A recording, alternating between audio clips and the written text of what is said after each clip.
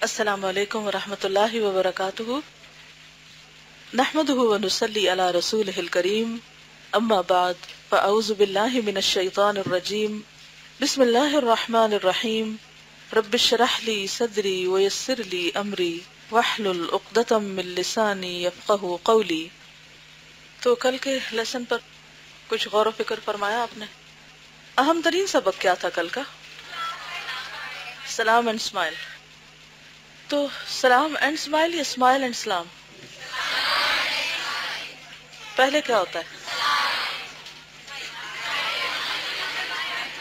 Imagine کریں، دونوں کر کے دیکھیں، پہلے اسمائل کریں پھر سلام کریں، پھر دوسری طرح دیکھیں، پہلے سلام کریں پھر اسمائل کریں۔ کیا چلے گا پہلے؟ جی ہاں، بس کریں صحیح، کچھ بھی کریں۔ کچھ فرق نظر آیا آپ کو دوسروں میں یا بھول گئے تھے پھر سبق؟ کوئی ماحول میں تبدیلی نظر آئی؟ الحمدللہ۔ اور منہاج کے لیسن میں سے کیا بات یاد آئی؟ سخاوت۔ کیا سخاوت کی؟ کسی کی کوئی سخاوت؟ ریاکاری سے بچنا چاہتے ہیں، ہے نا؟ الحمدللہ۔ تو میں ایکسپیکٹ کر رہی تھی کہ آپ میں سے کوئی کہے گا کہ میں نے معاف کر دیا فلاں فلاں کو، کیونکہ یہ کس کی سخاوت ہے؟ نفس کی۔ یہ جو نفس کی گھٹن ہوتی ہے نا، اور دل کی تنگی، یہ بھی تو ایک بوجھ ہوتا ہے نا، اور اس میں قرض معاف کرنا بھی آ جاتا ہے۔ قرآن مجید میں آتا ہے نا، وَمَن يُوقَ شُحَّ نَفْسِهِ فَأُولَئِكَ هُمُ الْمُفْلِحُونَ۔ جو دل کی تنگی سے بچا لیا گیا وہی کامیاب ہوا۔ تو اپنی شح سے نجات پانا، شح سے چھٹکارا حاصل کرنا، اس کے لیے کیا عمل کرنا ہوگا؟ نفس کی سخاوت کرنی ہوگی، نفس کی سخاوت۔ جی آپ فرمائیے۔ السلام علیکم، میرا نام ڈاکٹر عمائمہ ہے۔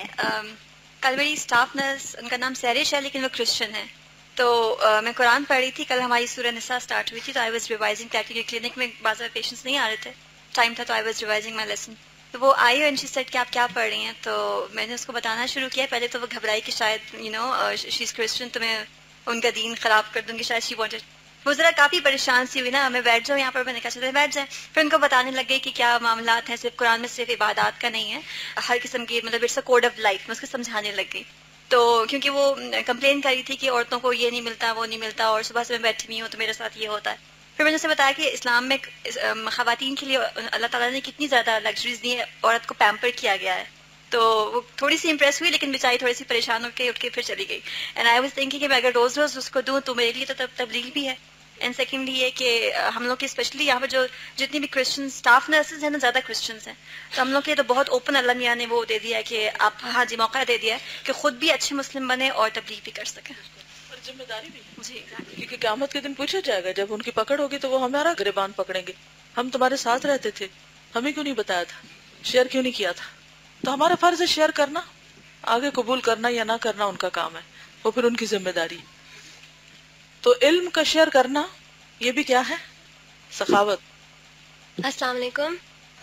کافی دنوں سے میں تھوڑی پریشان تھی، کیونکہ میں پہلے جاب کرتی تھی اور ماشاء اللہ سے was a very well paid job, اور مجھے کافی عادت تھی کہ میں اپنی بھی، مجھے تھوڑی ویکنیس تھی لائک سویٹ تھنگس کھانے کی، بیکڈ سویٹ تھنگس، اور میری بہن بھی، اور میں بہت زیادہ اس کو بھی دیتی تھی۔ اور پھر اچانک سے since I started the course, تو عادت کیونکہ تھی، اور پھر وہ شروع میں تو تھے لیکن اب جا کے وہ کافی کم ہوتے جا رہے تھے۔ اینڈ مجھے لگا تھا کہ میں نے کچھ ایسی چیزوں پہ خرچ کیے ہیں وچ آئی ڈنٹ نیڈ، اور اس وجہ سے میں کافی پریشان تھی۔ لیکن کل کا لیسن پڑھ کے مجھے کتنا کنسولیشن ملا کہ جو بھی ہے اسی میں اگر میں یہ سوچوں کہ مجھے کیا کیا چیزیں نہیں چاہیے یا کیا چیزیں I can live with out, تو اسی میں گزارا کر سکتی ہوں۔ اور وہ اس وجہ سے باقیوں کو بات بھی مل گئی تھی کہ چونکہ تم نے جاب چھوڑ دیا ہے، اب تمہیں ضرورت ہے، اور میں بلکہ یہ بھی سوچنے لگی تھی کہ شاید مجھے ساتھ کچھ کرنا چاہیے، یا میں جاب سٹارٹ کروں اور یہ پارٹ ٹائم کروں۔ تو مجھے کافی زیادہ کنسولیشن ملی تھی یہ سوچ کے کہ میں کیوں ان چیزوں پہ خرچ کروں، میں کیوں اپنے آپ کو پریشان کروں when I can live without such things۔ تو this is what I learned in yesterday's lesson۔ اور اگر آپ دیکھیں تو جتنے بھی اسکالرز ہیں اور جتنے بھی بڑے بڑے لوگوں نے دین کی خدمت کی ہے، ان سب نے قربانیوں کے ساتھ کی ہے۔ اپنی زندگی سے ایکسٹراز کو نکالا ہے تو کام کر سکے. چلیے آگے چلیں. فصل 11، 11ویں فصل، بخل اور اس کی مذمت.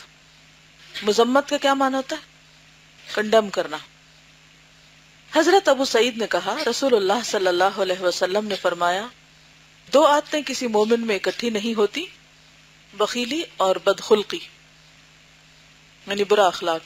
نبی صلی اللہ علیہ وسلم نے فرمایا ایمان اور حرص کسی بندے کے دل میں اکٹھے نہیں ہو سکتے. مسلم کے افراد میں، افراد کا مطلب ہے کہ صرف امام مسلم نے اس کو روایت کیا ہے. نبی صلی اللہ علیہ وسلم سے مروی ہے کہ آپ فرماتے تھے اے اللہ میں بزدلی اور بخیلی سے تیری پناہ لیتا ہوں. حضرت جابر رضی اللہ عنہ نے کہا نبی صلی اللہ علیہ وسلم نے بنی سلمہ سے پوچھا تمہارا سردار کون ہے؟ Who is your leader؟ کہنے لگے جد بن قیس، لیکن ہم اسے بخیل سمجھتے ہیں. جد بن قیس کا آپ کو کوئی واقعہ یاد ہے؟ جنگ تبوک کے موقع پر کیا کیا تھا اس نے؟ اس نے یہ کہہ کر کہ عورت کے معاملے میں بہت کمزور ہوں اور میں نے سنا کہ رومی عورتیں بہت خوبصورت ہوتی ہیں تو اس لیے مجھے معافی رکھیے. تو لوگوں نے کہا کہ ہم اسے بخیل سمجھتے ہیں. تو آپ نے فرمایا بخل سے بڑھ کر بری بیماری کون سی؟ بلکہ تمہارا سردار بشر بن برا بن معرور ہے، اور یہ عمرو بن جموح کے ذکر سے زیادہ صحیح ہے. اور بعض راویوں نے غلطی کھائی اور برا بن معرور کہہ دیا، حالانکہ برا ہجرت سے پہلے فوت ہو چکے تھے، نام کی مماثلت کی وجہ سے. اصل میں کیا تھا؟ بشر.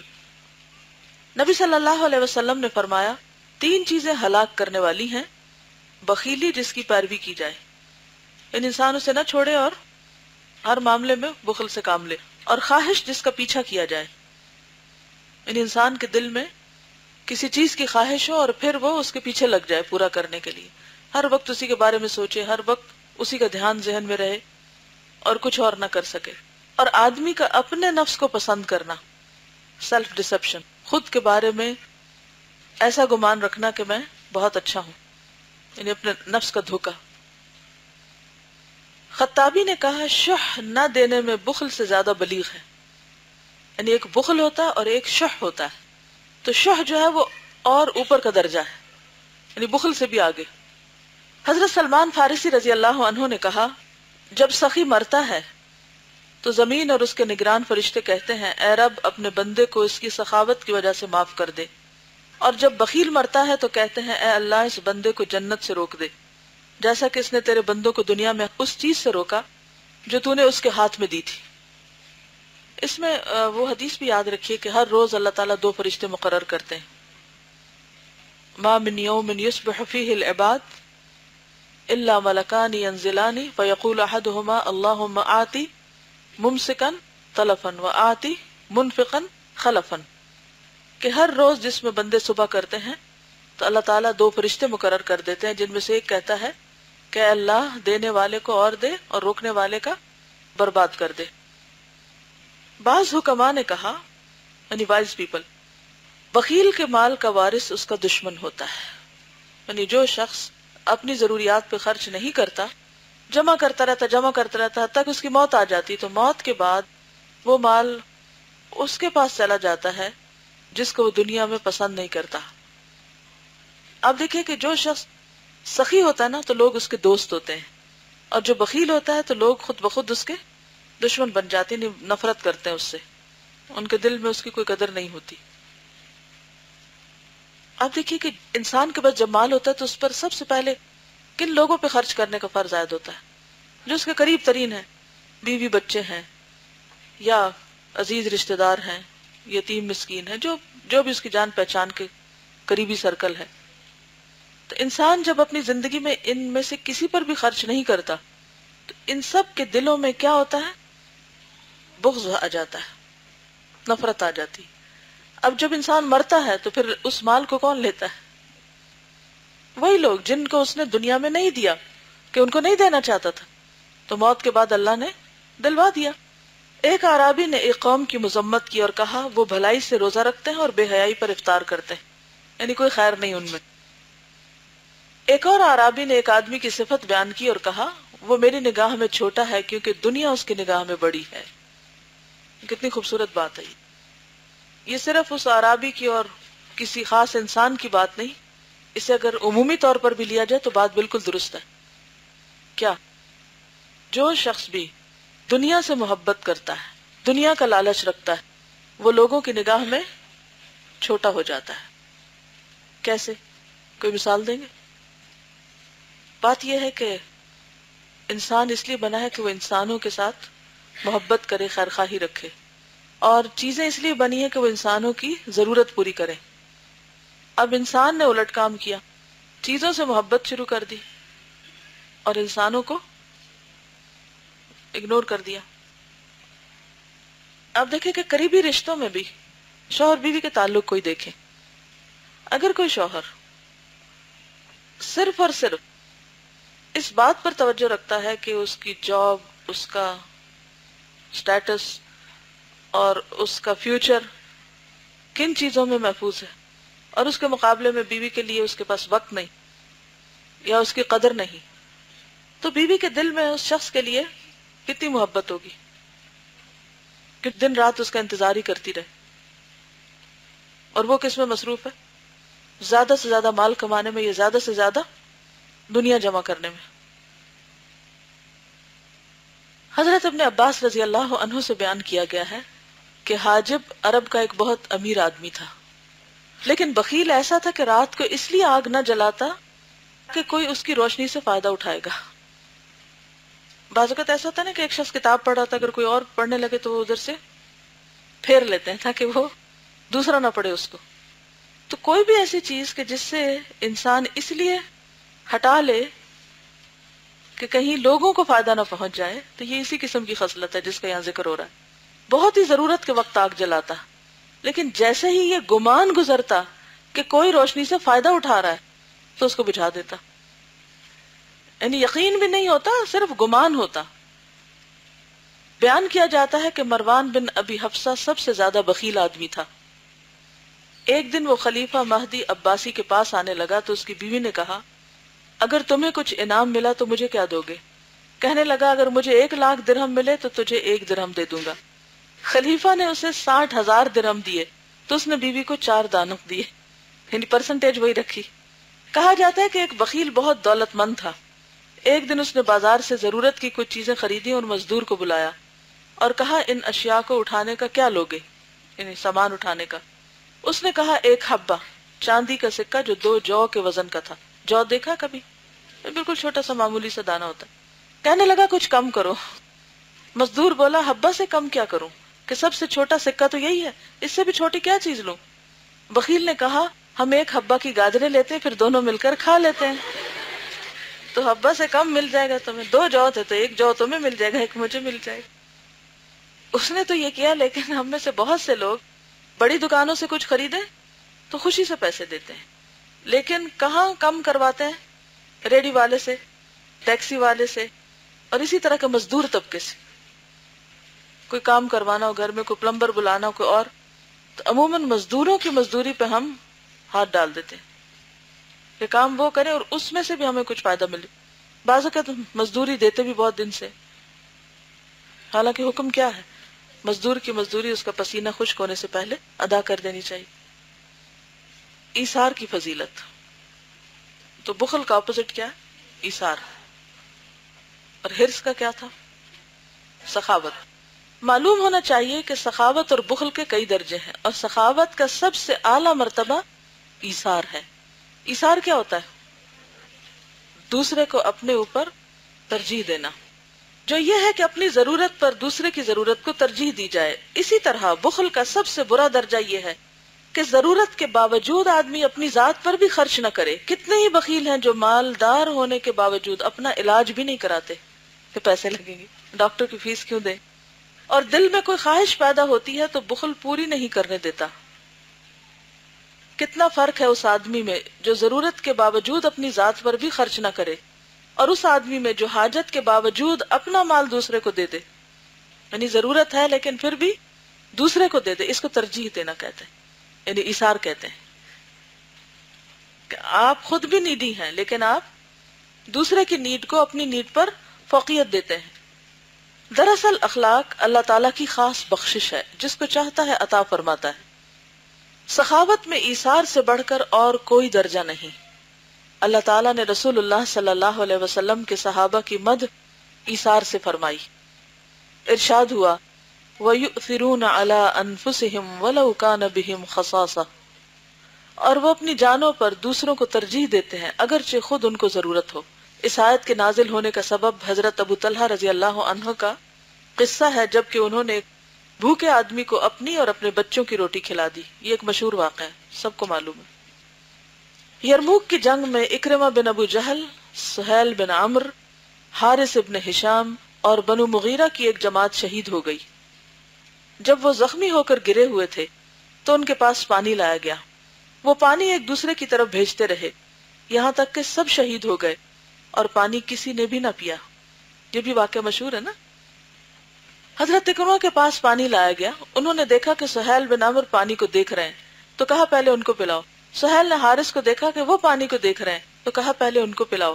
یوں ہی ہر ایک پانی پینے میں دوسرے کو ترجیح دیتا رہا یہاں تک کہ سبھی پانی پینے سے پہلے شہید ہو گئے.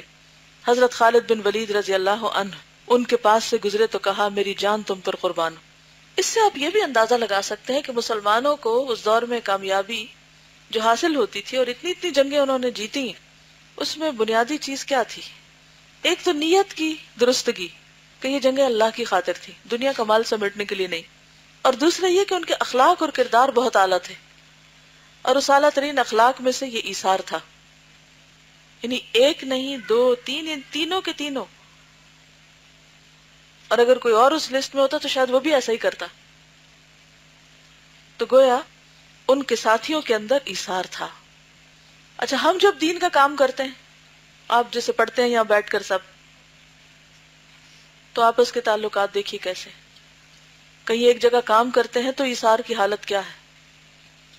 اسی وجہ سے ہمارے کاموں میں برکت نہیں ہوتی. ہم محنت بھی کرتے رہتے ہیں، لگے بھی رہتے ہیں، لیکن بات آگے پھیلتی نہیں.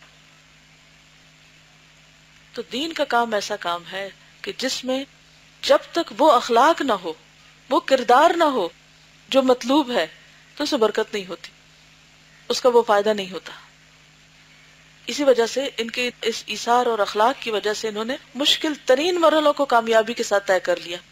اور ہمارے لیے بعض اوقات آسان اور معمولی کام بھی انتہائی مشکل ہو جاتے ہیں، کیونکہ ہم میں سے بہت سے لوگ ایک دوسرے کے کام میں روڑے اٹکاتے رہتے ہیں، چھوٹی چیزوں کو مشکل بنا دیتے ہیں. کوئی اگر ہم سے کچھ مانگے تو ہم لمبے چکروں میں اس کو ڈال دیتے ہیں. اچھا پہلے یہ کر کے آؤ، پھر یہ کرو، پھر وہ کرو، پھر کام ہوگا تمہارا. مسائل کھڑے کرتے ہیں، حل نہیں سوچتے، مسائل کو اچھالتے ہیں، مسائل کے اوپر اپنی سیاست چمکاتے ہیں، اور بعض اوقات غریب عوام کو ایکسپلائٹ کرتے ہیں. کیوں ہماری قوم کی حالت ہے. آج میں نے صبح اخبار اٹھائی، کیونکہ میں پچھلے تقریباً 4-5 سال سے مجھے زیادہ نہیں پتا کہ یہاں کیا ہو رہا ہے، تو مجھے سمجھ نہیں آئی کہ کیا قصہ ہے. تو میں نے پوچھا کہ یہ کیا ہے، تو انہوں نے کہا کہ یہ اس بات کا شاید مطالبہ ہے کہ جو بڑے بڑے لوگوں نے قرضے لیے ہیں وہ معاف کر. تو مجھے ایسا جیسے کسی نے ڈس لیا کہ قرض. نبی صلی اللہ علیہ وسلم تو ایسے شخص کا جنازہ بھی نہیں پڑھاتے تھے کہ جس کے اوپر قرض ہو. اور یہ کیسی بات ہے کہ غریب عوام کی کمائی کو قرضوں سے لے لیا جائے اور پھر اس کو معاف کرنے کی بات، معاف کرانے کی بات. کیسے معاف ہو سکتا ہے؟ کسی کا قرضہ، یعنی اگر قومی دولت ہے تو قوم نہ معاف کرے تو کوئی ایک شخص یا کوئی ایک پارلیمنٹ یا کوئی ایک گروپ کر سکتا ہے معاف. آپ جتنے مرضی قانون پاس کر لیں، خدا کو کیا جواب دیں گے؟ یعنی کچھ باتیں تو عقل میں بھی نہیں آتی. تھوڑا سا بھی اگر کسی نے قرضہ لینا دینا ہو، تو بھی جیسے وہ بہن ذکر کر رہی تھی کہ انہیں اپنے ساتھ ایک ریاضت کرنی پڑی، مسلسل جدوجہد کرنی پڑی کہ میں معاف کروں یا نہ کروں. اور بالآخر انہوں نے ایک بسیار کوشش کے بعد معاف کرنے کی بات سوچی. آپ کا کیا خیال ہے کہ کیا کسی کے کہہ دینے سے یہ معاف ہو جائے گا؟ جی اچھا، مرڈر کیس بھی معاف کرائے جا رہے ہیں. اب مثلا اگر کسی نے کسی کے بچے کو مارا ہے اور ماں سے تو پوچھا ہی نہ جائے کہ تم معاف کرتی ہو یا نہیں، اور دوسرا تیسرا شخص کہے کہ ہاں معاف کر دیا، کیا ہاؤ کم؟ میں تو عقل میں نہیں آتی بات. دیوانگی نہیں لگتی؟ عملی زندگیوں میں ہمارے یہ سب کو بالکل درست بات کہ اعمالکم اموالکم، اپنی روزمرہ کی چھوٹی چھوٹی چیزوں میں آپ دیکھیں کہ ہم سب کے معاملات آپس میں کیا ہیں، آپس میں کیا ایثار ہے. جب ایک دوسرے کے ساتھ رہنے والے لوگ اور دین پڑھنے والے لوگ قربانی نہ کر سکیں تو جنہوں نے کبھی دین پڑھا ہی نہیں ان سے کیا توقع رکھی جا سکتی ہے؟ تو بات یہ ہے کہ ہم میں اور پہلی جنریشن میں سلف میں فرق یہی ہے کہ وہ دوسروں کی نگاہوں سے ضرورت کو پہچان رہے ہیں کہ وہ پانی کی طرف دیکھ رہے ہیں. انہوں نے مانگا نہیں تھا کہ پانی ان کے پاس لایا گیا اور انہوں نے دیکھا کہ وہ ان کی نظر اس پانی پہ. کتنی دفعہ ہم نے ایسا کیا کہ ہم کوئی چیز کھانے لگے اور ہمیں کسی کی نظر آئے کہ اس کی نظر اس پہ ہے تو ہم اپنا ہاتھ روک کے کہیں آپ کھا لو، آپ لے لو، کیونکہ ہم کیا سے کہتے ہیں ہر کوئی اپنا اپنا کھائے، ہمیں نہیں بھوک لگی. ایک صحابی کو بکری کی سری ہدیے میں دی گئی تو انہوں نے کہا میرے بھائی کو اس کی زیادہ ضرورت ہے اور سری کسی اور کی طرف بھیج دی، یہاں تک کہ وہ 7 گھروں سے ہو کر پھر پہلے کے پاس آ گئی. کیا دل تھے. حضرت عبداللہ بن جعفر اپنی زمین کی طرف نکلے تو ایک باغ کے پاس سے گزرے، اس میں ایک حبشی غلام کام کرتا تھا. غلام کی روٹی آئی، ساتھ ہی ایک کتا باغ میں داخل ہوا اور غلام کے پاس، یہ غلام ہے، غلام کے پاس آ کر کھڑا ہو گیا. غلام نے اس کی طرف ایک روٹی پھینکی، اس نے کھا لی، پھر دوسری پھینکی، وہ بھی کھا گیا، پھر تیسری پھینکی، وہ بھی کھا گیا. عبداللہ یہ ماجرا دیکھ رہے تھے، کہنے لگے اے شخص تجھے روزانہ کتنی روٹیاں ملتی ہیں؟ اس نے کہا جتنی آپ نے دیکھی. پھر کہا تو نے کتے کو کیوں کھلا دی؟ تو اس نے کہا اس علاقے میں کتے نہیں ہوتے، یہ دور کی مسافت طے کر کے آیا تھا اور بھوکا تھا. اللہ اکبر. انسان تو کیا جانوروں کو بھی سینس کر لیتے تھے کہ ان کی ضرورت کیا ہے. یعنی باشعور انسان یہ سوچ سکتا ہے نا کہ اس علاقے میں کتے نہیں ہوتے، یہ کہیں دور سے آیا ہے تو یہ بھوکا ہوگا. اور یہاں تو انسان بھی کوئی دور سے آیا تو ہم کہتے ہیں رستے میں تو ریسٹورینٹس ہیں نا، کہیں کھا ہی لیا ہوگا کچھ. پوچھا اب تم کیا کرو گے؟ تم نے تو سارا اپنا اس کو کھلا دیا. کہا میں آج بھوکا رہ لوں گا. عبداللہ بن جعفر نے کہا مجھے سخاوت پر ملامت کی جاتی ہے اور یہ مجھ سے بھی زیادہ سخی ہے. یعنی لوگ مجھے کہتے ہیں کہ تم بے وقوف ہو کہ سب کچھ دے ڈالتے ہو، یہ تو اس سے بھی آگے ہے. اور ایک غلام، یعنی غلام کا کردار آپ دیکھیے. پھر اس باغ، اس کے آلات اور اس غلام کو خریدا اور اسے آزاد کر کے وہ باغ اس کو ہبہ کر دیا. کیونکہ جس کی خاطر انسان کرتا ہے وہ تنہا نہیں چھوڑتا. پھر ایک جگہ فقیروں کی ایک جماعت اکٹھی ہوئی، ان کے پاس چند روٹیاں تھی. فقیر یعنی ماضی کے مسلمانوں کا حال دیکھیں نا، مجاہدین کا حال دیکھیں، پھر غلاموں کا حال دیکھیں، اب فقیروں کا حال دیکھیں. انہوں نے روٹیوں کے ٹکڑے کیے اور چراغ گل کر کے کھانے پر بیٹھ گئے. کچھ دیر بعد چراغ جلایا گیا تو کھانا اسی طرح پڑا تھا. اپنے ساتھیوں پر ایثار کرتے ہوئے کسی نے ایک نوالا بھی نہ کھایا تھا کہ دوسرے کھا لیں، دوسرے ہم سے زیادہ بھوکے ہوں گے. ماں کا ایثار کیا ہوتا ہے؟ ایثار برداشت و صبر ہوتا ہے نا. ایثار کیا ہوتا ہے ماں کا؟ کہ وہ بچے کی ضرورت کی خاطر اپنی ضرورت قربان کر دیتی ہے. کہ بچہ تکلیف میں ہے، بچہ بھوکا ہے، بچہ گیلا ہے، اس کے رونے کی خاطر علم کی قربانی دے دیتی ہے. پھر اس کو چپ کرا کے اپنی ذات کی قربانی کر کے پھر وہ پچھلا چھوٹا وہ پڑتی ہے، چھوڑتی نہیں.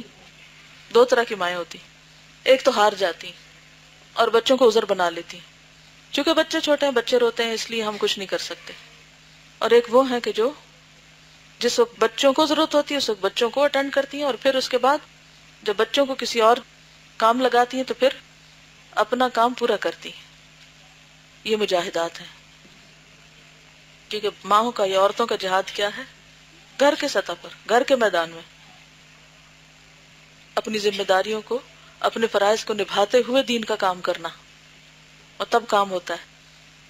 ورنہ یہ تو بہت آسان ہے کہ انسان کہ میرے اوپر بڑی ذمہ داری، اور ہے ذمہ داری کہ چھوٹی تو نہیں، لیکن ان ذمہ داریوں کے ساتھ مزید کام کرنا یہ ہے پھر ایثار، قربانی. کیونکہ انسان پھر اگر علم سکھاتا ہے تو لا علم لوگوں کی ضرورت کو پوری کرتا ہے نا، اپنی ذات کی قربانی کر کے دوسروں کو اپنے اوپر ترجیح دیتا ہے. اگر کسی دکھی کی مدد کرتا ہے یا کسی کا علاج کرتا ہے یا کوئی بھی آپ کام کرتے ہیں، اور خود غرضی کیا ہوتی ہے؟ کہ مجھے فائدہ ہو جائے، بے شک باقی سب پریشان رہیں تو رہیں تو رہیں، جو مرضی کریں، مجھے تو فائدہ ہو رہا ہے نا۔ لوگوں نے بخل اور سخاوت کی تعریف میں اختلاف کیا ہے۔ ایک قوم نے بخل کی تعریف یہ کی ہے کہ واجبات ادا نہ کرے، یعنی جو چیز فرض کے درجے میں وہ فرض پورا نہ کرے، مثلا زکوٰۃ دینا تو وہ نہ دے، تو ایسا شخص بخیل ہے۔ تو کہتے ہیں کہ جو واجبات ادا کرے وہ بخیل نہیں، لیکن یہ تعریف کافی نہیں، کیونکہ اب ہمیں یہ خیال آ رہا ہے نا کہ بخیل کون ہوتا ہے، کہیں ہم تو نہیں، ہر کوئی اپنا اپنا سوچ رہا ہوگا، اور اگر نہیں تو سوچیں، کیونکہ جو آدمی اپنے بچوں کو صرف اتنا ہی دے جتنا حاکم نے مقرر کیا ہے، اس کے بعد انہیں ایک لقمہ یا ایک کھجور بھی نہ دے تو وہ بخیل ہے۔ حاکم نے مقرر کیا کا مطلب کیا کہ جیسے پہلے دور میں کیا ہوتا تھا کہ جتنے بھی مسلمان بچے ہوتے تھے ان کا وظیفہ حکومت کی طرف سے مقرر ہوتا تھا۔ یہ رسم آج غیر اسلامی دنیا میں موجود ہے، اسلامی دنیا میں کم ہی اس کی مثال ملتی ہے۔ اب تو بچوں کے پاس جو ہے یا بچوں کی تعلیم پہ جو لگنا ہے وہ بھی ہمیں مل جائے۔ تو اب ایسا ہوتا ہے کہ بچوں کا ویکلی یا منتھلی وظیفہ لگا ہوتا ہے، اور وہ بعض اوقات اتنا ہوتا ہے کہ وہ بچوں کی ساری ضروریات پوری کر کے بھی بچ جاتا ہے۔ اب اگر کوئی باپ جو ہے وہ بچوں کو کچھ بھی نہ دے کہ ان کا تو وظیفہ ان کا تو پورا ہو ہی رہا ہے، اپنی طرف سے ان پہ کچھ خرچ نہ کرے، اور بعض تو ایسے ظالموں کو میں نے دیکھا ہے کہ وہ اپنا کام چھوڑ دیتے ہیں اور جو بچوں کو حکومت کی طرف سے ملتا ہے اس پہ گھر چلاتے ہیں، اور بچوں کو ان کا حق بھی نہیں دیتے، حتیٰ کہ ان کے اسکول کی فیس یا ان کی جو بنیادی ضروریات ہیں وہ بھی نہیں پوری کرتے۔ ایک لقمہ یا ایک کھجور بھی نہ دے تو وہ بخیل ہے۔ بخیل سے بریت تب ہوتی ہے، یعنی برات، بریت کا کیا مطلب؟ بری ذمہ، جب شریعت کے واجبات اور مروت کے لوازمات خوشی سے ادا کرے۔ بخل سے انسان کب نکلتا ہے؟ جب انسان شریعت کے واجبات، مثلا زکوٰۃ، حج، اور اسی طرح جہاں خرچ کرنے کا اللہ نے حکم دیا ان جگہوں پر خرچ کرے، اور مروت کے لوازمات یعنی جو فرائض نہیں لیکن اخلاقیات میں آتے ہیں ان کو بھی جب تک نہ دے۔ مثلا مروت کے لوازمات کیا ہیں؟ تحفہ تحائف اور مہمان کی خاطرداری، وہ لوازمات میں سے ہے یا واجبات میں سے ہے؟ کیونکہ من کان یؤمن باللہ والیوم الآخر فلیکرم ضیفہ، اور لوازمات میں کیا ہے؟ نفلی صدقات۔ اب مثلا آپ نے قرآن مجید میں پڑھا ہوگا کہ جیسے وراثت تقسیم ہو رہی ہوتی تو اس وقت کیا حکم ہے کہ کیا کرو؟ جو آس پاس لوگ ہیں ان کو بھی دو۔ یہ مروت کی وجہ سے دینا ہوتا ہے، شریعت کے حق کی وجہ سے نہیں۔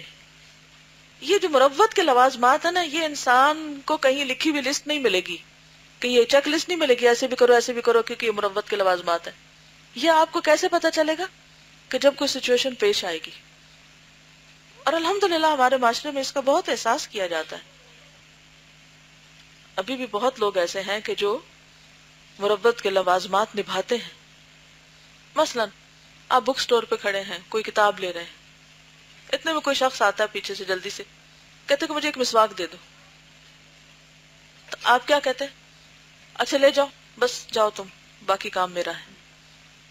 یہ آپ نے کیا کیا؟ ہاں، مروت کے لوازمات میں سے ہے یہ۔ اسی طرح آپ اپنے کھانے کے لیے کچھ لے رہے ہیں، ساتھ کوئی ہے تو اس کے لیے بھی آپ لے لیتے ہیں، یا آپ کھا رہے ہیں، اتنے میں سامنے سے کوئی آتا ہے تو آپ کیا کرتے ہیں؟ اس کو بھی کھانے کو دیتے ہیں، اپنی پلیٹ سے اٹھا کے اس میں ڈال دیتے ہیں، آپ کھاؤ۔ یہ کیا ہے؟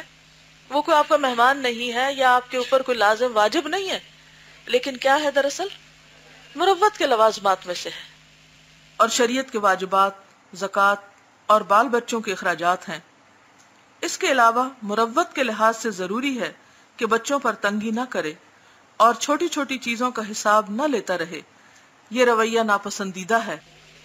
ہر شخص کے حالات اس کی حیثیت کے مطابق مختلف ہوتے ہیں۔ کئی چیزیں دولت مند کے لیے بری ہیں، فقیر کے لیے بری نہیں ہیں، لیکن اپنے بال بچوں، قرابت داروں اور ہمسایوں پر تنگی کرنا بہرحال برا ہے۔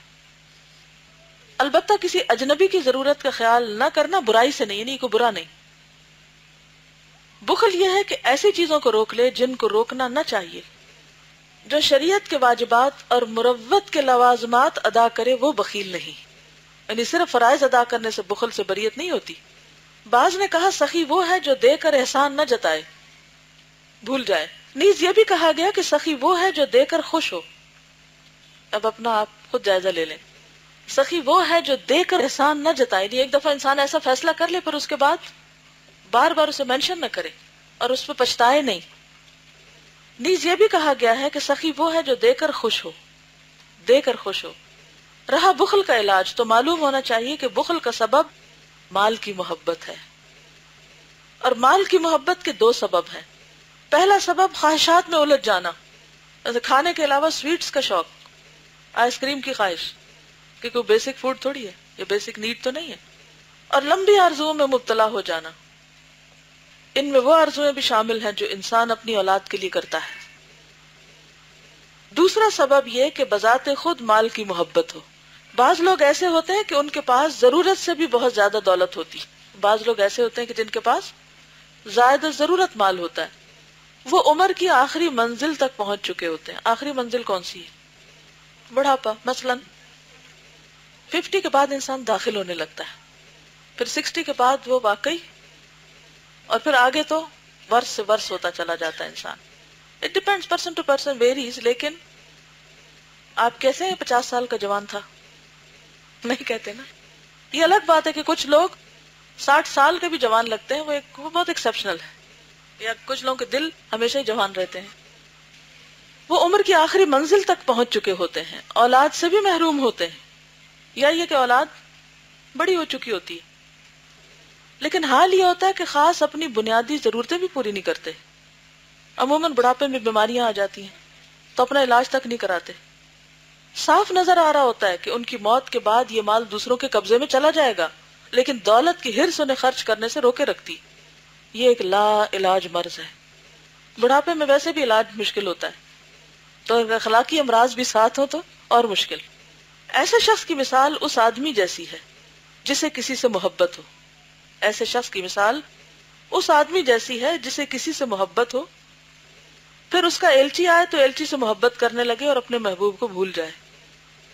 ایلچی ہوتا ہے امبیسڈر، یعنی جو میسج لے کے جاتا ہے، پیغامبر.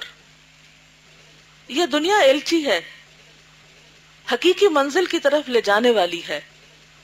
جو شخص اس سے محبت کرے اور حقیقی منزل کو بھول جائے، اس سے بڑھ کر بد نصیب کون ہوگا؟ گھر کہاں ہے؟ آخرت میں. اور دنیا کیا ہے؟ گھر تک پہنچانے کا ذریعہ.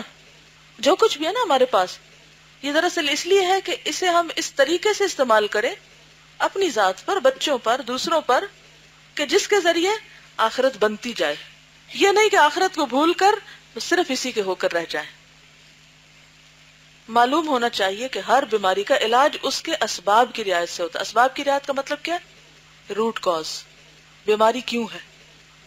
مثلا خواہشات کی محبت کا علاج قناعت اور صبر ہے، اور لمبی آرزوؤں کا علاج موت کا اکثر تذکرہ کرنا ہے.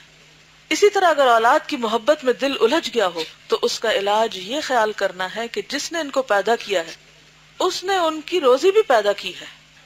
کتنے ہی آدمی ہیں جنہیں کوئی چیز وراثت میں نہ ملی اور وہ وارث ہونے والوں سے زیادہ خوشحال ہیں. ایسا ہوتا ہے نا کہ جن کو ماں باپ سے کچھ بھی نہیں ملتا، پھر وہ محنت کرتے ہیں، کماتے ہیں، اور ان سے کہیں آگے نکل جاتے ہیں جنہیں اپنی وراثت میں بہت کچھ ملا ہوتا ہے. اسے چاہیے اس صورت سے ڈرے کہ بچوں کے لیے تو بھلائی چھوڑ جائے اور خود اللہ کے پاس برائی لے کر جائے. اگر اس کی اولاد نیک ہوگی تو اللہ ان کا مددگار ہے، اور اگر بری ہوگی تو ان کے لیے ایسا مال نہ چھوڑ جائے جس سے گناہوں پر ان کو مدد ملے. کیونکہ اگر اولاد نیک ہے اور ماں باپ ان کے لیے کچھ چھوڑتے ہیں تو وہ بچے کیا کریں گے؟ اس مال کو اور نیکی کے کاموں میں آگے لگائیں گے. لیکن اگر ان کے اندر ہی دین نہیں تو جو کچھ ماں باپ چھوڑیں گے اس کو مزید گناہوں کے کاموں میں لگائیں گے، اور اس طرح انسان اپنے خون پسینے کی کمائی برباد ہونے کے لیے چھوڑ جاتا ہے. یہ سب علاج کے طریقے ہیں نا کہ انسان اپنی آخرت کو سوچے، اور سوچے کہ وہ کس کے لیے جمع کر رہا ہے، کس کے لیے چھوڑ رہا ہے. اس کے لیے جو اس کے لیے صدقہ جاریہ بنے گا، یا اس کے لیے جو اس کے لیے وبال جان بنے گا. بخل کی مذمت اور سخاوت کی مدح میں ہم نے جو ذکر کیا ہے اسے بار بار سنتا رہے. ہونا تو چاہیے تھا پڑھتا رہے، کیونکہ سن تو لیا آپ نے، لیکن سی ڈی تیار ہو رہی ہے. اس کو آخری دفعہ نہ سمجھیں کہ یہ بس ایک دفعہ پڑھ لیا ہم نے، کتاب ختم کر لی، کتاب پوری ہو گئی ہماری. نہیں، یہ وہ چیزیں ہیں کہ جن کا بار بار پڑھنا سننا انسان کے پھر میل کچیل کو اتارتا ہوتا. پتہ کیا، ہم آج پڑھیں گے نا، آج ہمارا دل نرم ہوگا اور ہم جا کے جلدی سے کچھ کر بھی لیں گے. پھر تھوڑے دنوں کے بعد وہیں آ جائیں گے، پھر ضرورت ہوگی کہ ہمیں کوئی یاد دہانی کرائے. معلوم ہونا چاہیے کہ دنیا میں محبوب جتنے زیادہ ہوں گے مصائب بھی اتنے ہی زیادہ ہوں گے. جتنی چیزوں میں دل اٹکا ہوگا اتنے ہی غم پالیں گے. جو مال کی آفت کو جان لے گا وہ اس سے پیار نہ کرے گا، یعنی مال کی محبت میں گرفتار نہ ہوگا. اور جو آدمی بقدر ضرورت مال حاصل کرے اور اسے اپنی ضرورت کے لیے روک رکھے تو وہ بخیل نہیں ہے. یعنی ضروریات پوری کرنا جو ہے اس میں کوئی برائی نہیں، وہ بخل نہیں ہوتا. نبی صلی اللہ علیہ وسلم نے فرمایا، مجھے اپنی امت پر سب سے بڑا خوف ریا اور پوشیدہ خواہش کا ہے. یہ دونوں ایک دوسرے کے اپوزٹ ہے. ریا کیا؟ دکھاوا. اور پوشیدہ خواہش کہ اندر ہے ایک لالچ لیکن اس کو ظاہر نہیں کر رہا انسان، اور اوپر اوپر سے بڑا سخی بنا ہوا ہے. اس پوشیدہ خواہش کی تباہ کاریوں پر بعض اوقات بڑے بڑے علماء بھی آگاہ نہیں ہو سکتے. جائے کہ عام عبادت گزار واقف ہوں، اور اس بیماری میں وہ علماء اور عابد مبتلا ہوتے ہیں جو آخرت کی راہ طے کرنے کے لیے کمر ہمت باندھتے ہیں. یعنی وہ بھی ایسی مشکلات میں پھنس جاتے ہیں. جب یہ اپنے نفسوں کو مغلوب کر لیتے ہیں اور ان کی خواہشات ان سے چھڑا دیتے ہیں اور عبادات کے اسباب پر ان کو مجبور کر دیتے ہیں تو نفس ظاہری گناہوں سے مایوس ہو جاتے ہیں جو کہ اعضاء سے صادر ہوتے ہیں. تو وہ علم اور عمل کے اظہار میں راحت پانا چاہتے ہیں. لوگوں کا ان کو وقار اور تعظیم کی نگاہ سے دیکھنا اور خلقت میں مقبول ہونا ایسی باتیں ہوتی ہیں جن سے نفس کو لذت عظیم حاصل ہوتی ہے. کیا سمجھا؟ کچھ سمجھ آئی؟ بڑی اہم بات کی انہوں نے اور غور طلب بات ہے. دوبارہ آپ دیکھیے کہ بہت سے علماء اور دیندار لوگ، دین پڑھنے پڑھانے والے، بعض اوقات ان کے اندر ایسی چھپی ہوئی بیماریاں ہوتی ہیں. کس کی؟ پوشیدہ خواہش کی، کہ جس کا انہیں احساس ہی نہیں ہوتا کہ یہ ان کے اندر چھپی ہوئی ہے خواہش. مثلا مال کی محبت یا جاہ کی محبت یا پھر اور کوئی بھی چیز، اور انہیں خود بھی احساس نہیں ہوتا. اچھا، اب کیا ہوتا ہے کہ بات وہ آخرت کی کر رہے ہیں اور اس کے لیے کوشش بھی کرتے ہیں، اور پھر بعض اوقات بیماری کو ڈائگنوز بھی کر لیتے ہیں کہ یہ ہے بیماری. پھر کیا ہوتا ہے، اس خاص بیماری کو ٹھیک بھی کر لیتے ہیں. اب کیا ہوتا ہے، ظاہراً تو وہ گناہ ختم ہو جاتا ہے جو انسان کے ظاہر سے صادر ہوتا ہے، لیکن اندر پھر بھی کچھ نہ کچھ چھپا ہوا ہوتا ہے. اچھا، اب وہ کیا ہوتا ہے، اپنا چینل بدل لیتا ہے. کون؟ نفس. نفس جو ہے نا بھیس بدل لیتا ہے.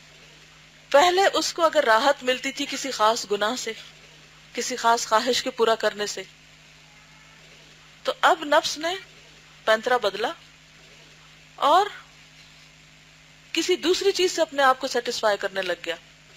اچھا، وہ کیا ہے؟ مثلاً کہ لوگ اس کو عزت سے دیکھیں، تعظیم کریں، اس کی بڑی شہرت ہو، وہ مشہور ہو، مقبول ہو.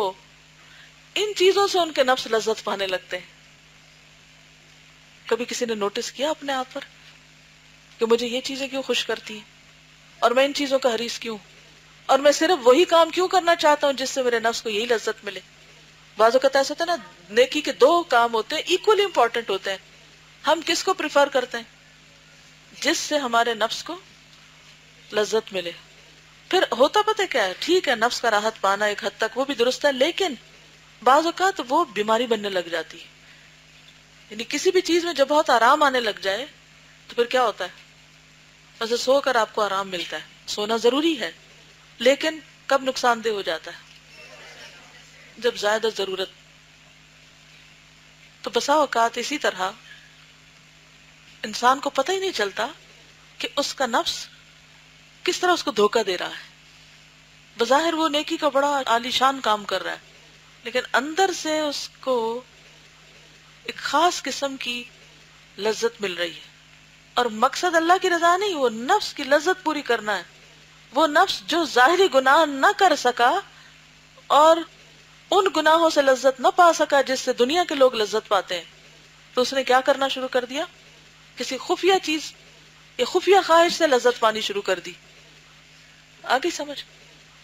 ایک تو ہوتا نا نیکی کر کے آپ کو اطمینان ہوتا ہے، مثلا آپ نے نماز پڑھی، نفل پڑھے، آپ سلام پھیرتے ہیں، آپ اکیلے تھے کمرے میں، کسی نے بھی نہیں دیکھا، کچھ نہیں ہوا، اب آپ کے نفس کو ایک راحت ملی کہ شکر اللہ کا کہ اچھی سی نماز ہوگی. اچھا اب آپ دیکھیں کہ یہی کیفیت کسی اور وقت میں جبکہ لوگ موجود تھے اس وقت ہوئی. اب یہاں ایک کٹھن امتحان ہے.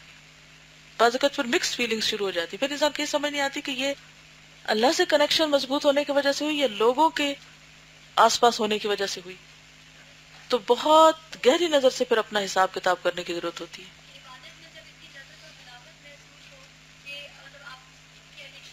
فرائض تو کسی صورت میں نہیں روک سکتے, چاہے لذت ہو یا جیسے بھی, فرائض تو نہیں روک سکتے. لیکن بعض اوقات انسان کو کوئی ایک خاص نیکی کا کام کر کے اتنی لذت ہونے لگتی ہے کہ انسان اس کی خاطر دیگر فرائض کو اگنور کر دیتا ہے.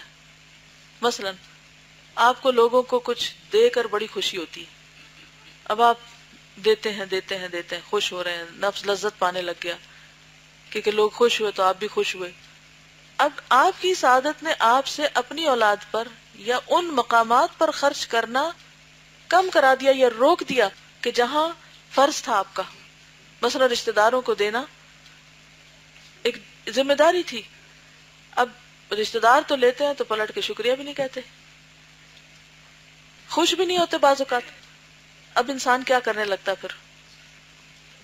رشتہ دار ضرورت مند ہوں بھی تو ان کو نہیں دیتا. کہاں دیتا ہے؟ جہاں نفس لذت پاتا ہے. فرق واضح ہو گیا؟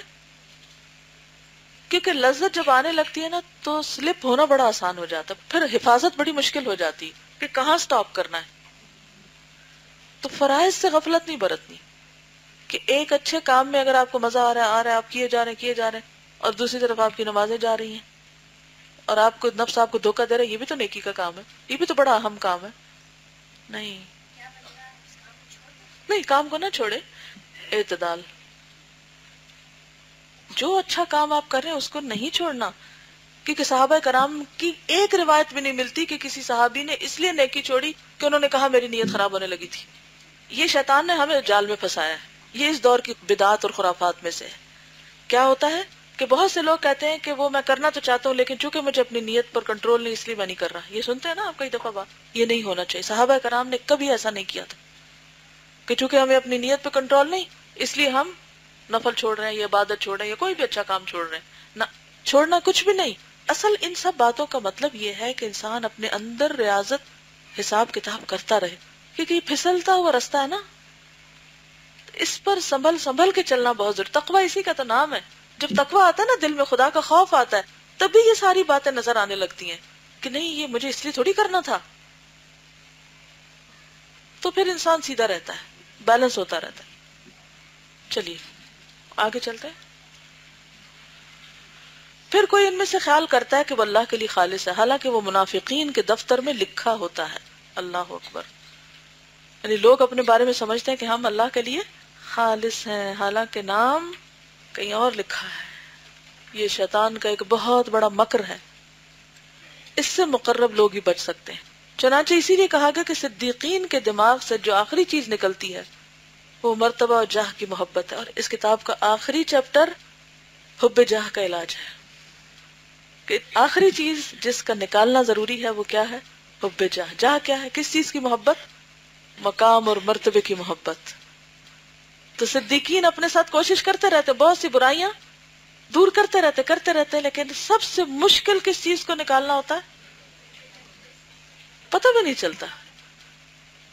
اور چونکہ یہی ایک پوشیدہ بیماری ہے اور یہی شیطان کا سب سے بڑا جال ہے, تو ضروری ہے کہ ہم اس کے اسباب اور حقیقت اور اقسام کو بتفصیل بیان کریں. معلوم ہونا چاہیے کہ جاہ و مرتبہ کی اصل شہرت اور چرچا کا پھیلنا ہے, یعنی جو پاپولیرٹی ہے, اور یہ بہت بڑا خطرہ ہے. سلامتی گمنامی میں ہے, اور بہت سے لوگ گمنامی پسند نہیں کرتے, مشہور ہونا چاہتے ہیں.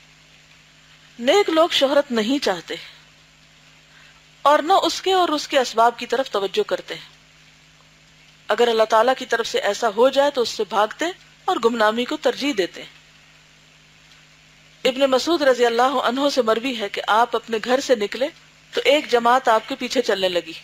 آپ ان کی طرف متوجہ ہوئے اور فرمایا میرے پیچھے کیوں آ رہے ہو؟ خدا کی قسم جو میں اپنے گھر کے اندر کرتا ہوں اگر تم کو معلوم ہو جائے تو تم میں سے میرے پیچھے 2 آدمی بھی نہ آئے. یعنی کس طرح اپنا علاج کر رہے تھے. ایک روایت میں ہے کہ آپ نے فرمایا واپس چلے جاؤ، یہ پیچھے آنے والے کے لیے ذلت اور مطبوع کے لیے فتنہ ہے. نہیں، کیوں اپنے آپ کو ذلیل کرتے ہو اور کیوں مجھے فتنہ میں ڈالتے ہو؟ ابو العالیہ رحمہ اللہ کی مجلس میں جب 4 آدمیوں سے زیادہ بیٹھ جاتے تو آپ مجلس سے اٹھ جاتے، اور خالد بن معدان کا حلقہ جب بڑا ہو جاتا تو آپ ناپسند کرتے اور اٹھ کر چلے جاتے. اور آج لوگوں کو شوق کس بات کا ہوتا ہے کہ ہمارا حلقہ بڑا ہو، اور پھر مقابلے بازی کرتے کہ ہمارا حلقہ فلاں کے حلقے سے بڑا ہے. تو یہ بھی ایک فتنہ ہے. زہری رحمہ اللہ نے کہا ہم نے سب سے کم زہد ریاست میں دیکھا ہے. ہم دیکھتے ہیں کہ آدمی مال اور کھانے کی پرواہ نہیں کرتا، لیکن جب ریاست میں اس سے جھگڑا کیا جائے تو اس کی حفاظت کرتا ہے اور اس پر لڑتا ہے. مصر کے جمال عبد الناصر کا پتہ ہے آپ کو کون تھا؟ فارمر پریزیڈنٹ تھا. اس کو کس نام سے یاد کیا جائے؟ اس نے کچھ کیا تھا، کوئی اس کی یاد، کوئی اس کی. اخوان المسلمین کی ایک جماعت تھی جو مصر میں بہت پاپولر جماعت تھی ایک طرح سے. اس کے جو لیڈرز تھے ان کو جیلوں میں ڈالا اور سخت اذیتیں دی، حتیٰ کہ خواتین کو بھی نہیں چھوڑا. زینب الغزالی کا اگر آپ نے نام سنا ہو، اور ان پر جیل میں جو کچھ بھی تھی اس کی بھی شاید رداد آپ نے پڑھی سنی ہو. کچھ نہ کچھ معلوم ہونا چاہیے. چلیے، آپ کو پتہ ہے کہ جمال عبد الناصر پہلے انہی کا ایک ساتھی تھا.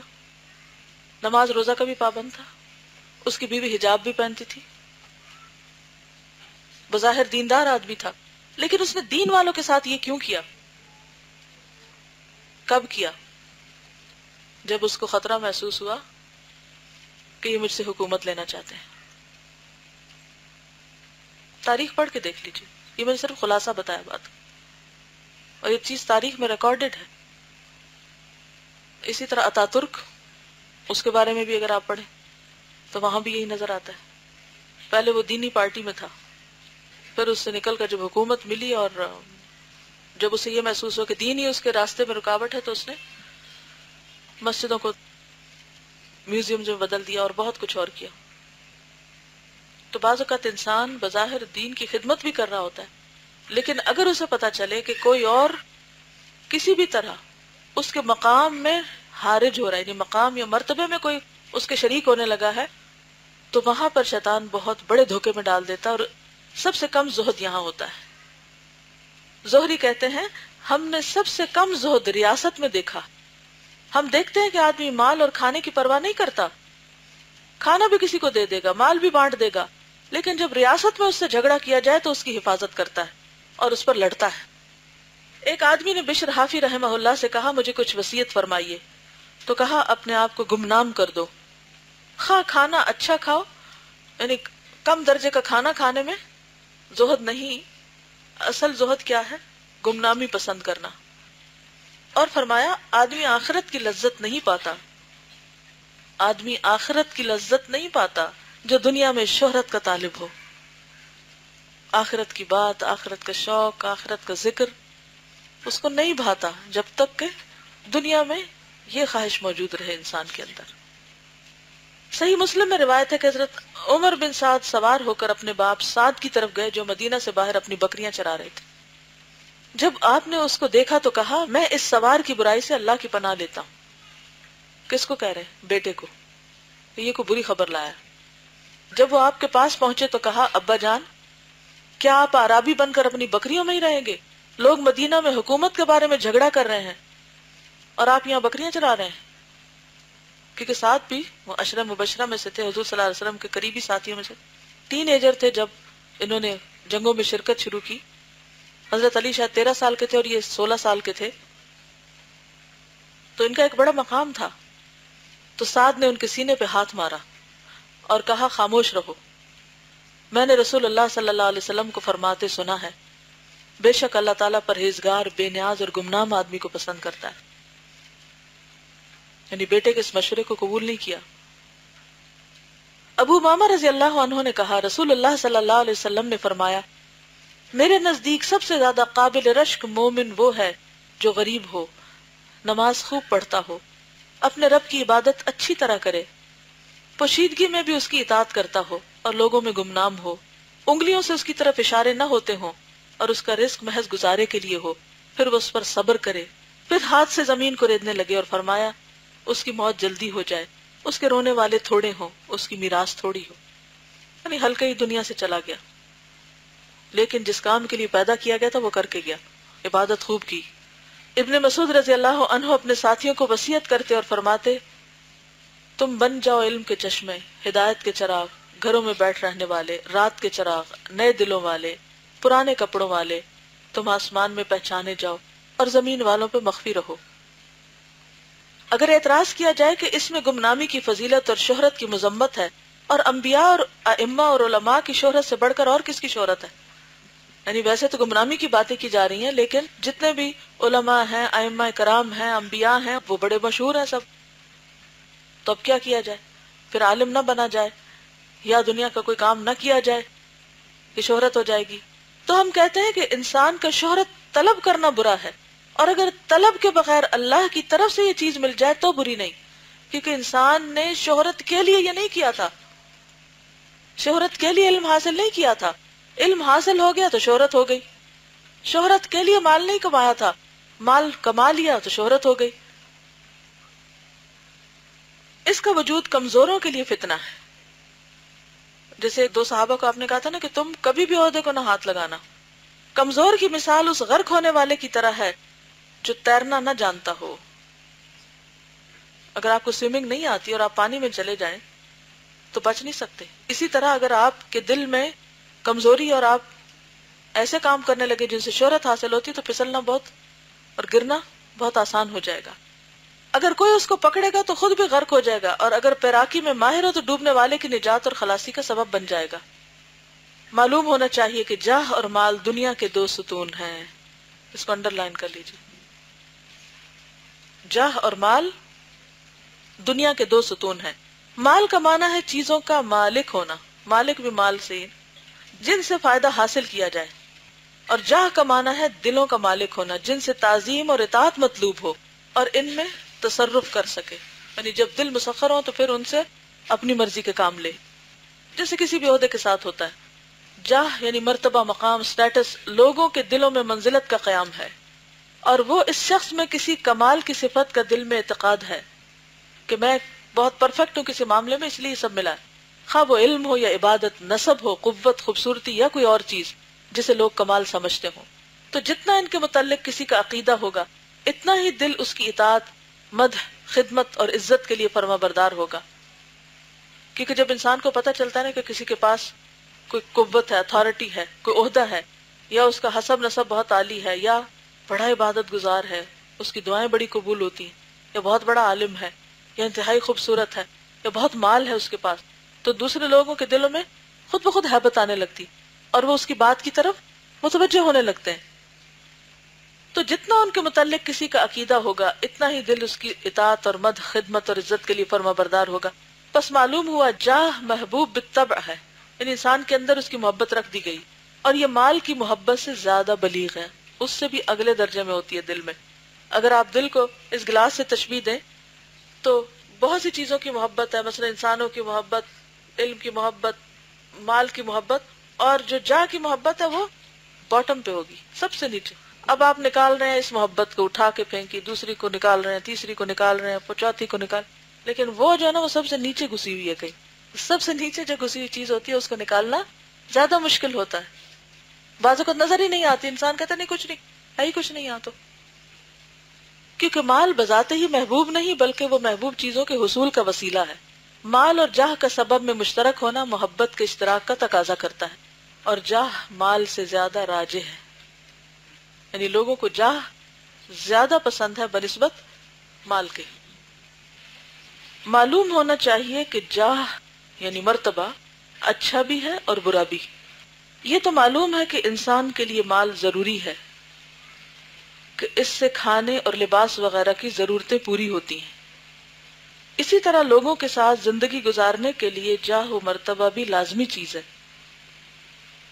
جیسے مال ضرورت ہے اسی طرح جاہ کی بھی انسان کو ضرورت ہوتی ہے، یعنی ایسا نہیں کہ جاہ جو ہے وہ سرے سے ہی بری چیز ہے کچھ، یا مال جو ہے وہ اصلا نہیں کوئی بری چیز ہے. مال کے اچھا یا برا ہونے کا انحصار کس پر ہوگا؟ صرف استعمال نہیں، کہاں سے لیا، سورس کیا ہے، آیا کہاں سے، اور پھر کہاں خرچ کر رہے ہیں. اسی طرح جاہ بھی، کہ جاہ صرف بری چیز نہیں ہے، جاہ انسان کی ضرورت بھی ہوتی ہے، کیونکہ انسان کو بادشاہ سے بھی حاجت ہے جو اس کی حفاظت کرے، اور ساتھی کی بھی جو اسے مدد دے، اور خادم کی بھی جو اس کی خدمت کرے. تو اس کی محبت بھی بری نہیں، کیونکہ مال کی طرح مرتبہ بھی اغراض کے حصول کا وسیلہ ہے. یعنی اگر آپ پڑھ لکھ کر کوئی مرتبہ حاصل کرتے ہیں یا محنت کر کے کوئی مقام حاصل کرتے ہیں تو یہ مقام کوئی بری چیز نہیں ہے. کیا آپ کہیں کہ مقام کا کیا فائدہ، میں جاہل ہی رہوں، کچھ کروں ہی نہ؟ کیونکہ اس مقام کے ذریعے آپ بہت سے اچھے کام کر سکتے ہیں.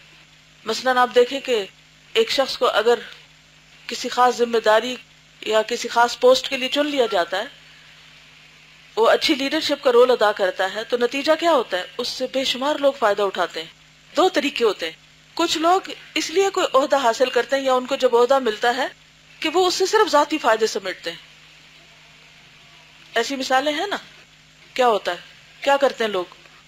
اگر وہ نیشنل اسمبلی کے ممبر بن جائیں تو وہ کیا کریں گے؟ اپنی خدمت کرائیں گے یا اپنے علاقے کے عوام کی خدمت کریں گے؟ کچھ لوگ ایسے ہوں گے کہ جو اس عہدے کو صرف اپنے ذاتی فائدے حاصل کرنے کے لیے استعمال کریں گے، اور کچھ لوگ اس مقام پر پہنچ کر اپنے انفلوئنس کے ذریعے لوگوں کی بھلائی کے بے شمار کام کریں گے. جو کام ایک عام انسان بمشکل کر سکتا ہے، وہ ایک جاہ و مرتبہ رکھنے والا انسان بہت آسانی کے ساتھ کر سکتا ہے اور کروا سکتا ہے. ڈیپینڈ اس بات پر کرتا ہے کہ آپ اس کا استعمال کیسے کرتے ہیں. آپ اسے ناجائز کاموں کی سفارش کے لیے استعمال کرتے ہیں یا جائز کاموں کے لیے؟ کیا سفارش کرنا برا ہے؟ ایک دفعہ کوئی شخص آیا نبی صلی اللہ علیہ وسلم سے، اس نے کچھ مانگا تو آپ نے کیا فرمایا؟ سفارش کرو، اور اللہ اپنے نبی کے ذریعے جو چاہے گا دلوا دے گا، تم بھی اجر پاؤ گے. تو سفارش کرنا تو برا نہیں ہے، لیکن سوچنے کی بات یہ کہ کیا سفارش کسی قاتل کو آزاد کرانے کے لیے، چھڑانے کے لیے کی جا رہی ہے، یا کسی مظلوم کی فریاد رسی کے لیے کی جا رہی ہے؟ تو یہ بات واضح ہو گئی کہ جاہ، مرتبہ، مقام کوئی بری چیز نہیں ہے. سوال یہ پیدا ہوتا ہے کہ آپ نے حاصل کیسے کیا، محنت کر کے یا پھر کوئی ناجائز طریقے اختیار کر کے. بعض اوقات نالائق، نااہل لوگ ہوتے ہیں، وہ رشوت، سفارش اور کسی انفلوئنس کے ذریعے ایسا مقام حاصل کر لیتے ہیں جس کے وہ اہل نہیں ہوتے. اس کا نقصان کیا ہوتا ہے؟ تو صرف خود نہیں، اوروں کو بھی ڈبوتے ہیں. بالکل ایسے جیسے اگر کسی کو ڈرائیونگ نہ آتی ہو اور اسے بس کا ڈرائیور رکھ لیا جائے اور اس پر اسکول کے بچوں کو روانہ کر دیا جائے، تو نتیجہ کیا ہوگا؟ آپ کہیں گے او یہ بیچارہ غریب آدمی ہے، نہیں بھی آتی ڈرائیونگ، سیکھ ہی جائے نا، تجربے کر کر کے سبھی سیکھ جاتے، بھی سیکھ جائے گا، اس کے بھی تو بچے ہیں نا بھوکے مر رہے ہیں، چلو دو اس کو نوکری. نتیجہ کیا ہوگا؟ اس کے بچوں کا تو شاید پیٹ بھرے نہ بھرے، لیکن دوسرے بچے ٹھکانے پہ پہنچ جائیں گے. اس کی تحقیق یہ ہے کہ مال اور جاہ بذات خود محبوب نہ ہوں. آپ علم اس لیے نہ حاصل کریں کہ آپ ضرور کوئی بڑے آفیسر بن جائیں، کوئی بڑا عہدہ ہم کو مل جائے، بلکہ کس لیے علم حاصل کریں؟ دین کا علم کس لیے حاصل کریں؟ کہ لوگ ہمارے آگے جھکنے لگے، ہمیں بڑا زاہد و پارسا سمجھے؟ نہیں، اپنے عمل کے لیے اور دوسروں کو فیض پہنچانے کے لیے. دنیا کا علم کس لیے حاصل کریں؟ میں ڈاکٹر بننا چاہتا ہوں تاکہ کیا کروں؟ واقعی دوسروں کی خدمت.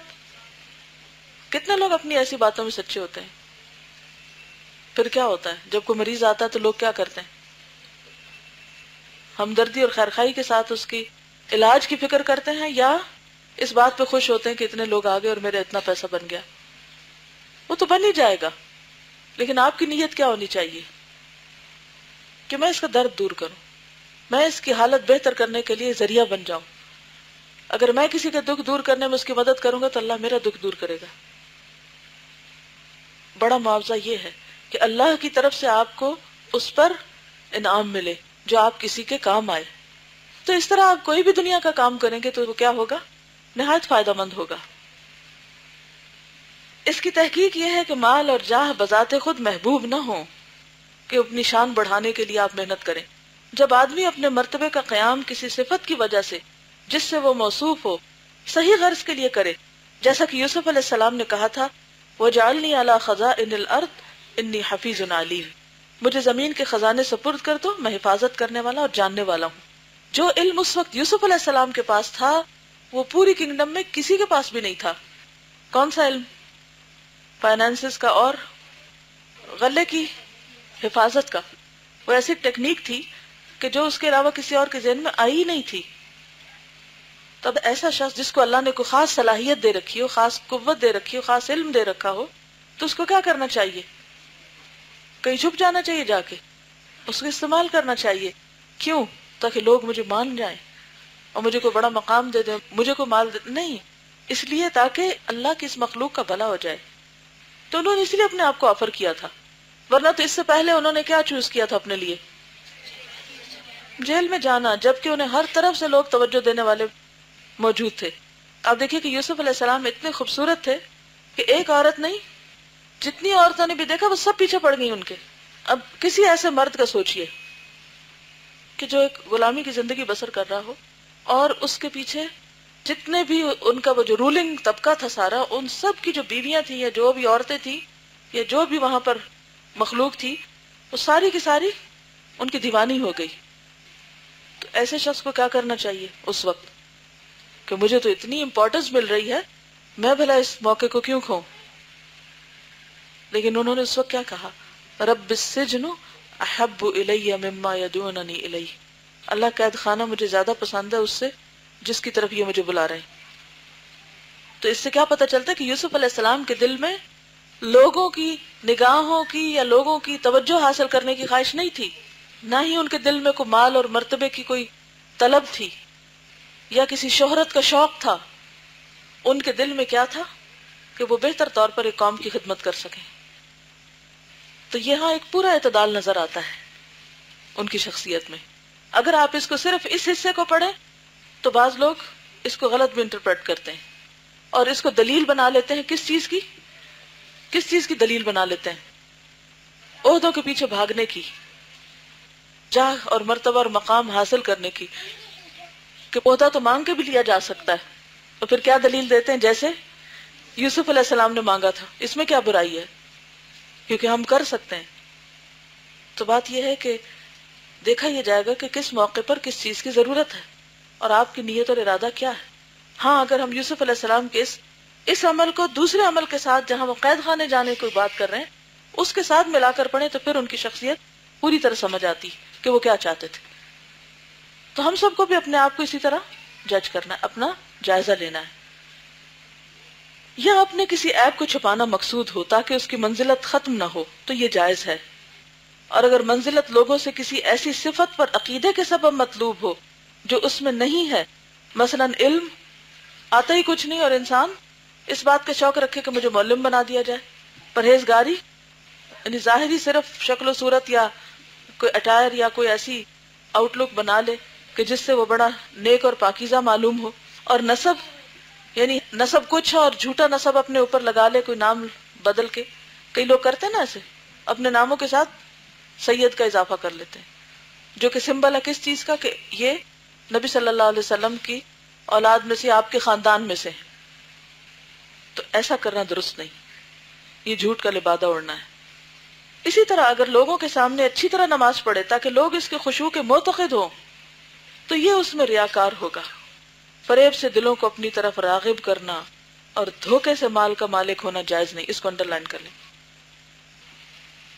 فریب سے دلوں کو اپنی طرف راغب کرنا یعنی اپنی ایسی خوبیاں بتانا، اپنا ایسا روپ دکھانا کہ جس سے لوگ آپ کے فریفتہ ہو جائیں، حالانکہ آپ کے اندر کوئی ایسی کوالٹی نہیں۔ اچھا، اس میں آپ نے دیکھا ہوگا کہ بعض اوقات لوگ لوگوں کو جھوٹی امیدیں بڑی دلاتے ہیں۔ وہ کیوں دلاتے ہیں؟ یعنی بعض اوقات آپ نے دیکھا ہوگا کہ آپ کسی کو کہتے ہیں کہ اچھا یہ کام کون کرے گا، تو ایک شخص کہتا ہے میں کروں گا۔ اچھا، اب 10-20 لوگ بیٹھے ہیں اور اس نے بڑا سا ہاتھ کھڑا کر دیا، میں کروں گا، بس اتنی دیر کی بات تھی، میں کروں گا، اور اس کے بعد سو گیا جا کے، کیا کرائے کچھ نہیں۔ تو اس نے یہ سب فراڈ کس لیے کیا؟ وہ کیوں کیا اس نے یہ کہ اتنا اونچا نعرہ لگایا میں کروں گا؟ کیا مقصد تھا اس کا؟ لوگوں میں مشہور ہو جاؤں کہ میں تو بڑے کام کا ہوں، یا جو بھی اس کی نیت تھی۔ تو یہ اس نے کیا کیا؟ دراصل دھوکا کیا، دھوکے اور فریب کے ذریعے دلوں کو مائل کیا اپنی طرف، جبکہ حقیقت کچھ بھی نہ تھی. اور کیا صورت ہو سکتی ہے اس میں؟ مثلا کسی لڑکی کا رشتہ چاہیے، لوگ کیا کرتے ہیں، کیا بتاتے ہیں اپنے بارے میں، لڑکا کیا کرتا ہے، لڑکے کے ماں باپ کیا کرتے ہیں، خاندان کیسا ہے، تعلیم کیا ہے، جاب کیسی ہے، تنخواہ کیسی ہے. اچھا اب کیا ہوتا ہے، لڑکی والوں کے دل، یہی جملہ بولیے، راغب ہو جاتے ہیں. ٹھیک ہے کہ ہاں بھئی اس سے اچھا رشتہ تو کوئی ہو ہی نہیں سکتا. اور اس کے برعکس وہ ان لوگوں کو، ان رشتوں کو ٹھکرا دیتے ہیں کہ جو بھلے مانس شریف لوگ ہوتے ہیں لیکن بہت بڑی باتیں نہیں کر سکتے. تو نتیجہ کیا نکلتا ہے؟ سب کو پتا کیا ہوتا ہے. خیر یہ تو بہت بڑی بڑی باتیں، عام روزمرہ کی چھوٹی چھوٹی باتوں میں فریب سے دلوں کو اپنی طرف راغب کرنا. مثلا آپ کے اندر کوئی اچھا اخلاق ہے کوئی نہیں، لیکن جب آپ مخصوص لوگوں میں ہو تو بڑے اچھے بن جائیں، اور جب گھر آئیں تو گھر والوں کی زندگی حرام کر دیں. کئی لوگ ایسے ہوتے ہیں نا، جب باہر ہوتے ہیں تو کیسے ہوتے ہیں، ہاں بڑے نرم خو، بڑے سٹائل میں، بڑے مسکرا کے باتیں کریں گے اور بہت لوگوں کے دل لبھائیں گے، اور گھر جاتے ہی جلباب نہیں پورا لبادہ اتار دیں گے. جلباب بھی اتاریں گے گھر جا کے، جیسے یونیفارم اتارتے ہیں نا، تو ساتھ ہی خوش اخلاقی کا یونیفارم بھی اتار دیا. وہ کہاں تک کے لیے تھا؟ ایک مخصوص انوائرنمنٹ کے لیے. تو بات یہ ہے کہ یہ انتہا درجے کی بد اخلاقی ہے. کس کو دھوکہ دے رہے ہیں، کس کی صفت ہے؟ نمبر 1 قرآن پاک میں منافقین کی جو پہلی صفت بتائی گئی ہے ایمان کے ذکر کے بعد عملی رویوں میں، وہ کیا ہے؟ یخادعون اللہ والذین آمنوا وما یخدعون الا انفسهم وما یشعرون. شعوری کوئی نہیں، بے شعور ہیں، پتہ ہی نہیں کر کیا رہے ہیں، احساس ہی نہیں کہ کتنا غلط کام کر رہے ہیں. نبی صلی اللہ علیہ وسلم نے بہترین اخلاق کس کا بتایا؟ جس کا اخلاق اپنے گھر والوں کے ساتھ سب سے بہترین ہو. سوچئے اپنے بارے میں، امی کے ساتھ کیسے بات کرتے ہیں آپ سب، اپنے سے چھوٹوں کے ساتھ کیسے بات کرتے ہیں، خادموں کے ساتھ کیسے بات کرتے ہیں، ان سے کیسے پیش آتے ہیں، کہاں ٹون کیسی ہوتی ہے. کسی کے آگے تو عاجز مسکین بنے کھڑے ہیں اور کسی کے اوپر شیر بنے ہوئے ہیں. کیا نبی صلی اللہ علیہ وسلم کا اخلاق ایسے ہی تھا؟ نہیں. جہاں مطلب ہے وہاں فریب سے دلوں کو مائل کیا جا رہا ہے اپنی طرف، اور جہاں کوئی مطلب نہیں وہاں پرواہ ہی نہیں، کون ہو تم. تو ایسا نہیں کرنا. اب آپ کہیں گے کہ اچھا اب اگر ہم گھر والوں کے ساتھ اچھے نہیں تو باہر بھی نہیں اچھے رہتے، کیا ایسا کرنا ہے؟ کیا کرنا ہے؟ باہر اگر اچھا کر کے گئے تو گھر داخل ہوتے ہی اپنا جلباب اتارتے ہی جائزہ لینا کہ نہیں مجھے ایک ہی جلباب اتارنا، دوسرا نہیں اتارنا، اخلاق کا نہیں اتارنا. تو یہ جو ہمارے اندر تضادات ہیں نا، کہیں کچھ کہیں کچھ، کبھی کچھ کبھی کچھ، ان کا حساب کتاب ہم خود ہی کر سکتے ہیں، اور اندر اپنے خود ہی جھانک سکتے ہیں اور اپنا جائزہ خود ہی لے سکتے ہیں. اپنے آپ کو خود ہی آپ انالائز کریں گے، کیونکہ بعض اوقات لوگ دیکھتے ہیں آپ کے اندر یہ سب، بتا نہیں سکتے ڈر کے مارے. کیوں؟ کیونکہ ناراض ہو جائیں گے، پھر تو آپ بھولیں گے ہی نہیں اس کو کہ اس نے میرے ساتھ میری بےزتی کی تھی اور اب تو میں اس کی خبر لے کے چھوڑوں گا. کیونکہ یہ حوصلہ بہت کم لوگوں میں ہوتا ہے کہ کوئی اگر غلطی بتا دے تو پھر اس کو ڈائجسٹ کر جائیں. تو پھر کم از کم اپنا حساب خود ہی کر لیں. یاد رہے گا کہ یہ یہیں کی بات ہے، یہیں چھوڑ کے جھاڑ کے چلے گئے. کرنا ہے انشاءاللہ، انشاءاللہ کہیں. اپنا محاسبہ خود کرنا ہے کہ میرا رویہ مختلف لوگوں کے ساتھ کیا ہے، میں کہاں کیسی ہوں. اگر میں اللہ کے لیے کر رہی ہوں تو مجھ سے کوئی مرتبے میں چھوٹا ہے یا بڑا ہے، کوئی برابر کا ہے، کیسا بھی ہے، مجھے اچھا ہی کرنا ہے اس کے ساتھ. جزاکم اللہ خیرا. سبحانک اللہم و بحمدک نشہد ان لا الہ الا انت نستغفرک و نتوب الیک. السلام علیکم ورحمۃ اللہ وبرکاتہ.